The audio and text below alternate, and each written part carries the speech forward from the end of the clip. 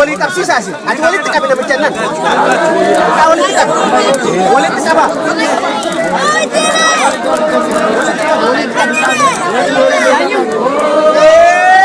Jangan. Madam saya.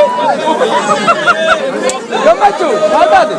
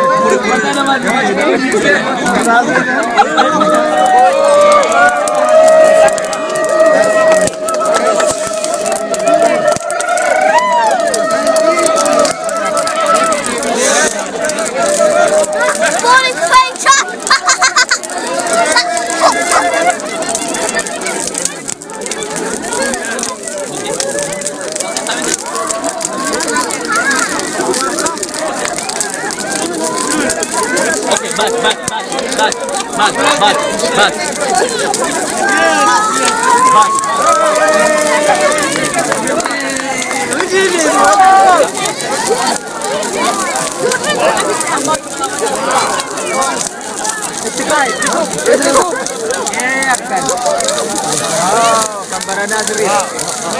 Jirang Borana. Amin sa gurat.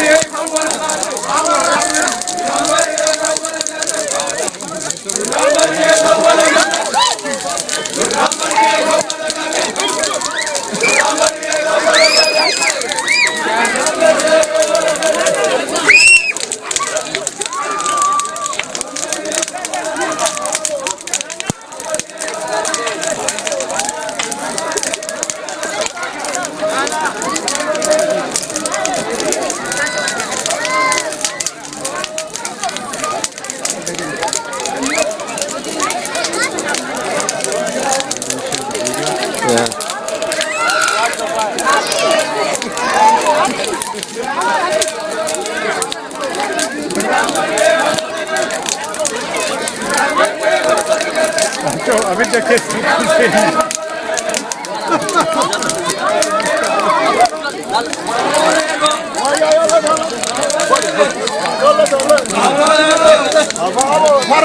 Number ये खवाला कर रहे नंबर ये खवाला कर रहे नंबर ये खवाला कर रहे नंबर ये खवाला कर रहे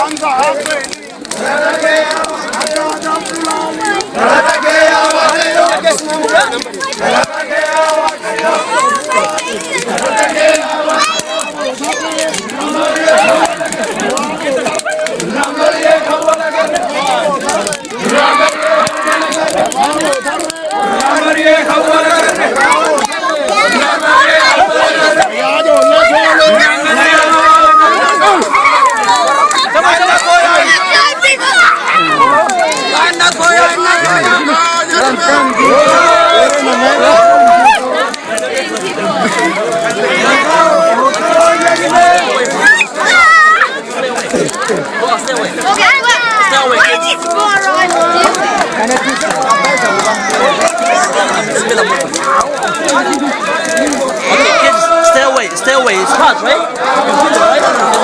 Go back. Yeah. Guys, too late. Yeah. Throw it.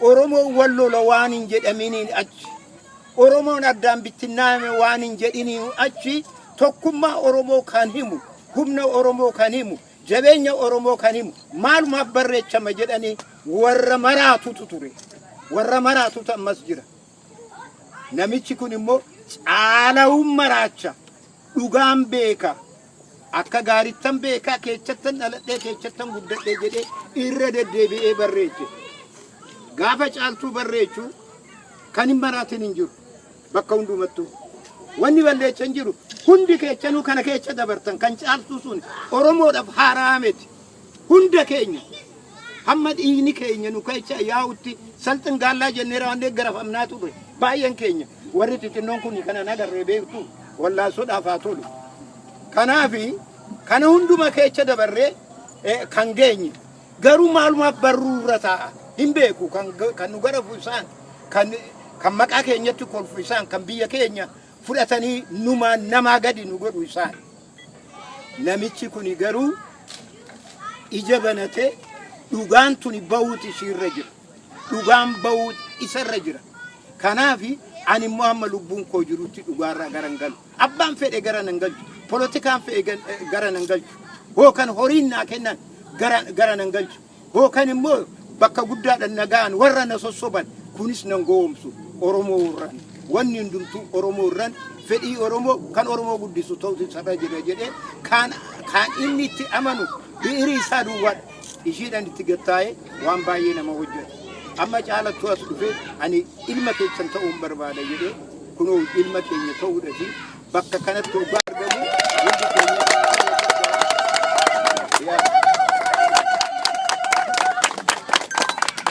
egaa maal godhe saniin achi iftuunis waan haasoftu hin qabdi waan jettu qabdi saniin achi egaa yeroodhaan odoo eeggatu yoomuma guyyaa sun gaa odoo jedhu guyyaa odoo lakkaa'u biiftuu baatu biiftuu lixxu hammamtu na hafe odoo jedhu har'a gahe kuni gammachuu guddaadha nuufis nus immoo yoomuma namicha tasfaayee jedhamu san arginee wajjin isa walakkaa keenya goonee Oromummaa isaa fudhachiifna jennee oduu akka abjuu nutti fakkaatee eegnu har'a kinoo galanni Waaqaa hin badini guyyaa irraatis rooba waaqni nu dhaame hamma kana fixanitti roobu jedhee dhiisee saniinachi waaqni kunooyi gaaddisa nu godhee akka aduun nu gubne waan hundumaa waaqnis qophaa'aadha nama duwwaa miti. Qophoofneerra amma gaa maqaa isaas bitaa mirgaan Oromoon ummata demokraasiiti. Kan beektan hin beektu ummata demokraasiiti. Fakkeenya tokkoon isinitti hima. Namatu Oromoon jeneraala qabaa jedhe. Eenyuun naa Waaqoo guutuutii jedhe. Waaqoo guutuu jeneraala jennaanani maal haasoftaa jeneraala Haile Sillaasee duwwatu shooma hin jiruun jedheen. Haaluu beekoo ati gowwaadha. Kana Abashaa jeneraala dhuguma nu dursatu shooma. Kan Oromoo ummatatu shoommataa isa biyya warra Baaleeti jeneraal jedheni maal goota kanaan jedhu. Kan argitanii demokraasiin keenya akkas.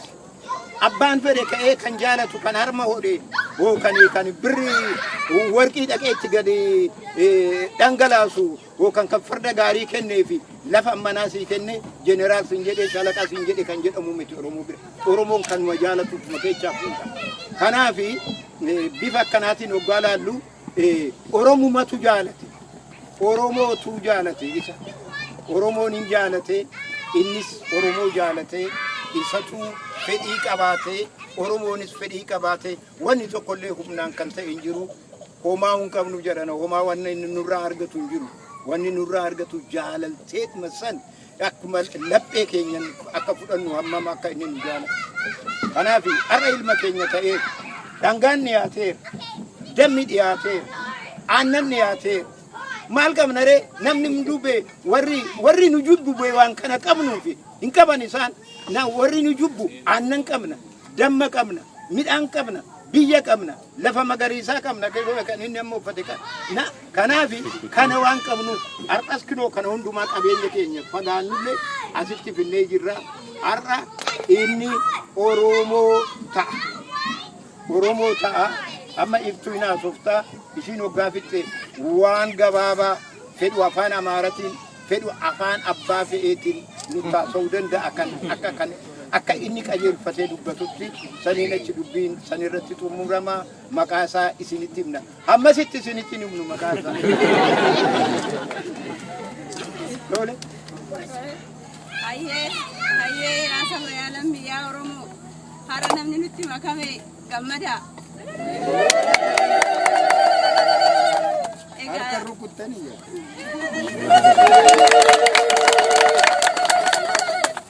aadaadhuma keenya namas guddifachuun namas ofitti qabuun namas firoomfachuun nama alaas ilma godhachuun har'a nama kana ilma godhachaatii jirra. Egaa harka bal'ifadhaatoo garaa bal'ifadhaatoo jaalalaanii nuuf dhadhaa.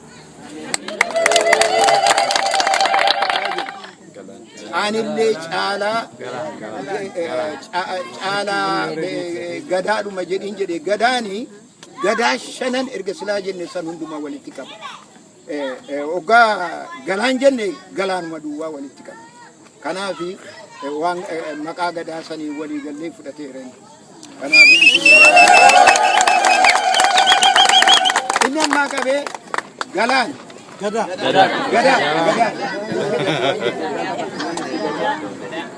Maqaa kana jaalattanii maqaa kana mucaa keessanii jaalattanii maqaan isaa eenyu? Gadaa.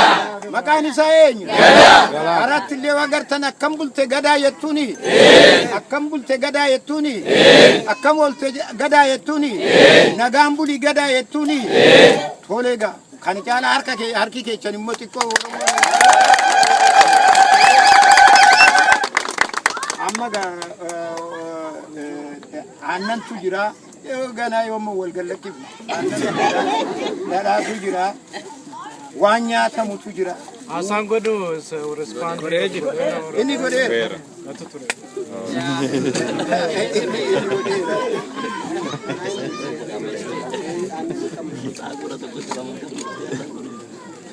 Afaan maan qaba dhadhaawu.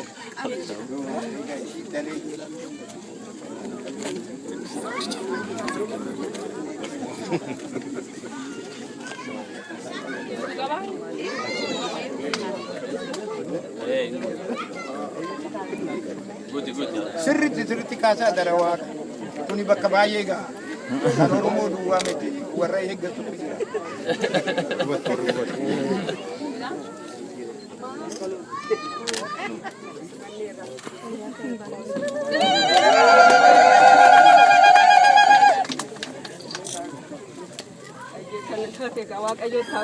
Amen.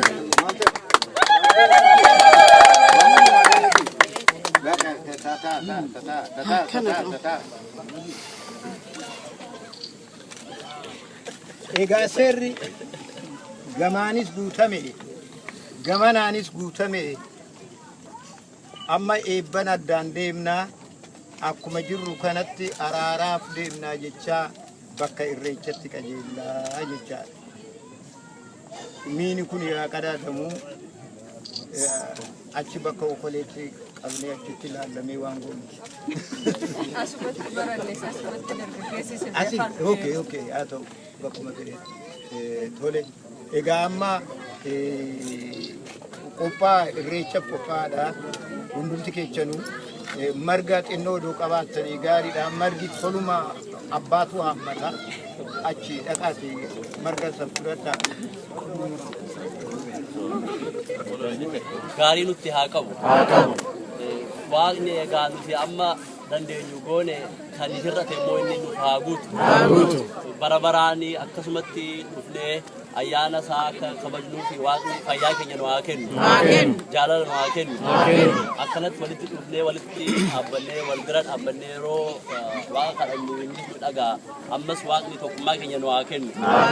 Warri biyyatti rakkachaa jiruu fi waaqayyoo gaarii haa fiduuf. Nullee asitti waaqni afaan keenya tokko haa taasisu. Waaqi bishaan uume, waaqi marga uume, bishaaniif kadhannaa miti, margaaf kadhannaa miti, waaqa addunyaa kana uumeef kadhannaa. Waaqni nu haa dhaga'u. Dargaggeessi haa guddatu. Innaan haa guddatu. Jaarsi haa bulu. Jaartiin haa bultu. Egaa ani kanan beekaa kanaan hin beekne waaqni itti haa guutu.